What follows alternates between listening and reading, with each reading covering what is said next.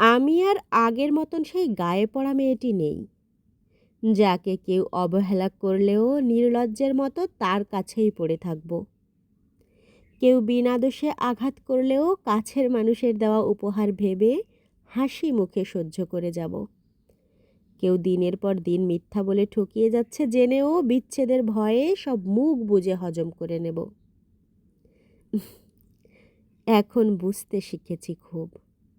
বয়স বাড়ার সাথে সাথে অভিজ্ঞতাটাও বেড়েছে ঢের। সোজাসুজি বলতে গেলে স্বভাবের পরিবর্তন আর কি। এখন আমি তাকেই ভালোবাসি যারা আমাকে ভালোবাসে। আমি এখন তাদের নিয়েই থাকি যারা আমার সঙ্গ পছন্দ করে।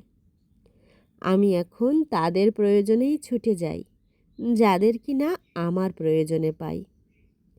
আমি তাদেরকেই প্রায়োরিটি লিস্টে রাখি যাদের প্রায়োরিটি লিস্টের প্রথমে আমি থাকি। প্রয়োজনের তুলনায় মানুষকে অধিক গুরুত্ব দেওয়ার স্বভাবটা পাল্টে নিয়েছি। এতে কেউ আমায় স্বার্থপর বলে আখ্যায়িত করলেও কিছুই যায় আসে না আমার।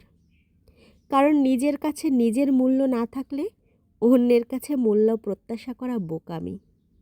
নিজের কাছে নিজেকে ছোট করে অন্যের কাছে বড় হওয়ার কোনো মানেই হয় না।